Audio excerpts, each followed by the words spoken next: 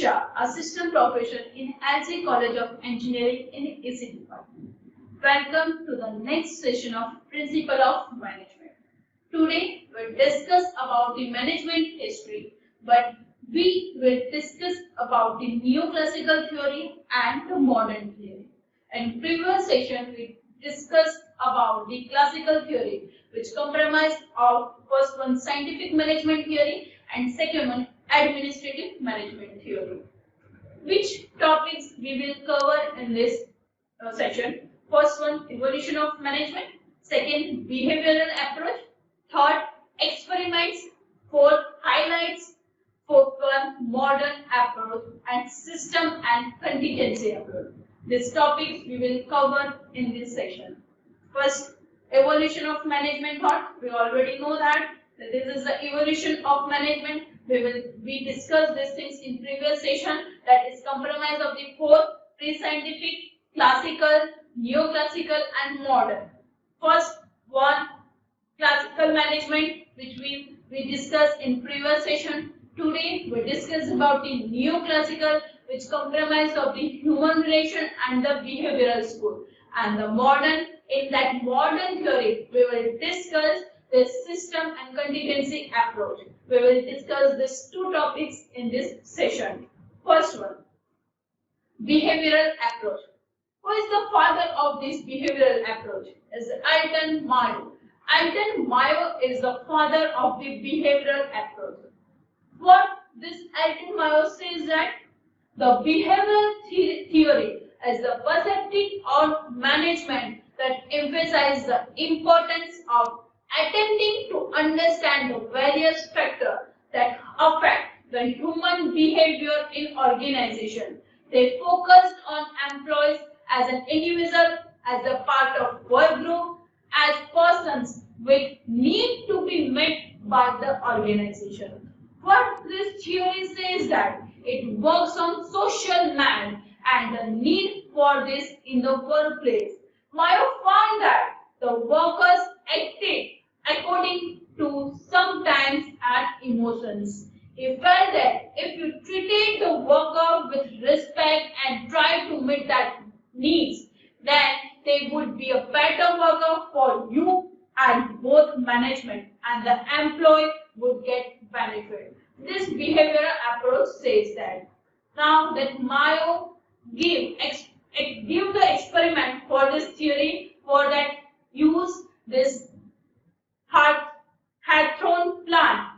For experiment, he used the Hawthorne plant. So this theory is also called as a Hawthorne theory. He gave this experiment on 29,000 employees. This is the thing one.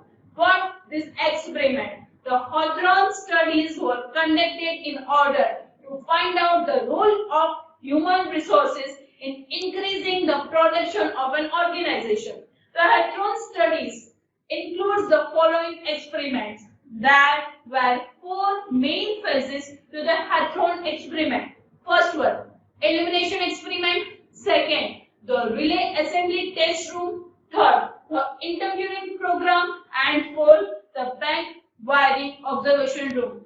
Hawthorne means Mayo do these four experiments on 29,000 employees.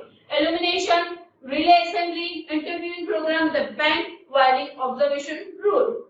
Let's see experiment number one. What this experiment number says here. It was found that when lighting was improved, the productivity is also improved. But when the lighting was brought down to the moonlight intensity, when the workers could barely see each other, even then production is improved.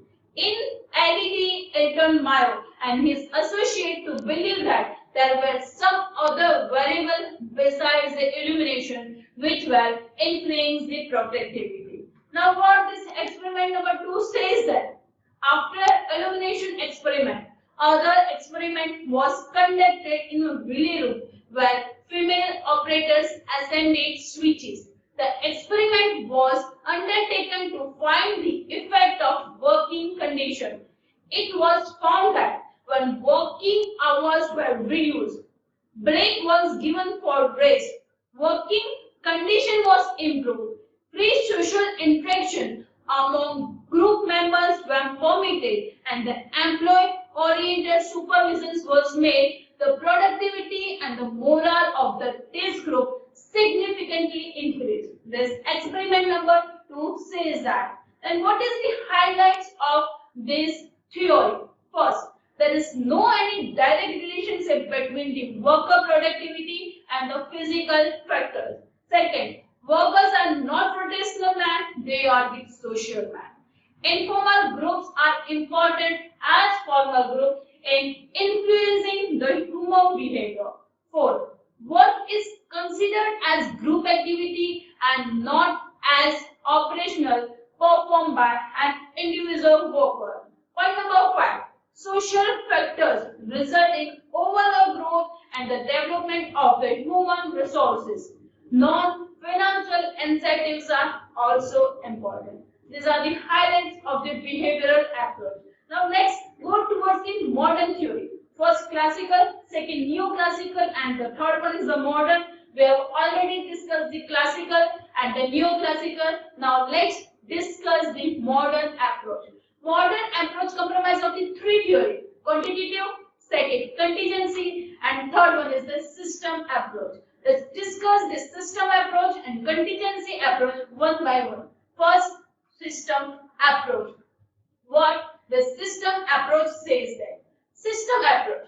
A system is a set of different independent parts working together in an interrelated manner to accomplish a set of objectives. This is a system. Means it system approach. What this system approach says that, and what are the features of this system? Feature number 1. A system. A system is a combination of parts, subsystem. Each part must have various subparts. Let's consider one example. So, galaxy. In galaxy, there is a solar system, and within that solar system, there are many planets. This galaxy is a system, then the solar part is the subsystem, and that planets are subsystems part. This is the simple first feature.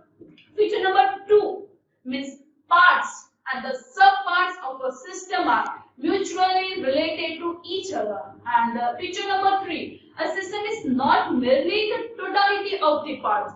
The whole is of course greater than the sum of individual parts. Means this feature number 3 says that 2 plus 2 is not equal to 4, but 2 plus 2 is equal to 5. This principle number 3 says that. What is the feature number 4? A system can be identified by its boundary, and the boundary of that system classify it into the two parts.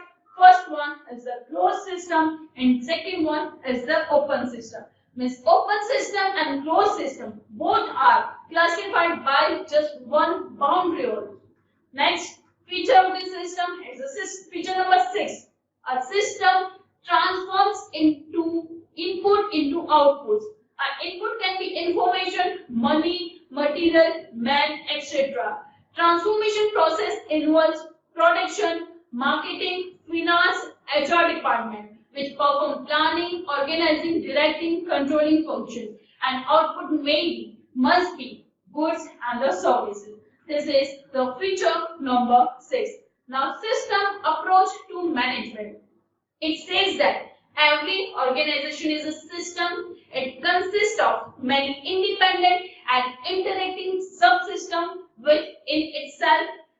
Every manager should manage the organization after considering all its subsystems and external environment. He should be ensure that the output of the organization should be more than the combined output of its individual departments. This is your system approach. Next, now move towards the second approach of the modern theory, which is the contingency theory. What this theory says that contingency approach, it suggests that managers must do what the situation warrants. A manager's action must be contingent upon the organizational situation or this environment. Then what this contingency approach says that it is the extension of the system approach. It is nothing but it is the extension of the system approach. In 1970s, it was tried that none of the approaches to the management had all the solution to all the problems in an organization. Means, according to this approach, the task of the manager is to identify which technique will, in a particular situation, under particular circumstances, and at a particular time, best contribute to the attainment of goal. This is the main point of any organization. Next, what are the assumptions of that theory? First one, each organization is unique. Second, external environment of each organization is different and unique. Third, subsystem of organization integrated. There cannot be one best way of doing a thing. Best approach to management is situational. Next, key to management success lies in his ability to perceive and analyze every situation. These are the assumptions of the contingency approach. And next one, the characteristics. What are the characteristics of this approach? First, management is entirely situational. The application and the effectiveness of any technique is contingent on the situation. Second, the organizational structure, the leadership style, the control system all should be designed to fit the particular situation. Point number 3, means characteristics number 3, as management success depends on its ability to cope with its environment. It should sharpen its diagnostic skill so as to anticipate and comprehend environment changes. Make any organization must not be in the form of rigid. It must be adaptive. It must be the change. It must be adaptive to that change. Fourth, the manager should understand that there is no one best way to manage. And characteristics number 5. Because of the specific organizational environment, relationship, no action can be universal. It varies from situation to situation. These are the characteristics of the contingency approach. Means in this session, we discussed about behavioral approach and that model theory, which is comprised of first one, system approach and contingency approach. Thank you. Thank you for this session. We will meet in the next session. Thank you.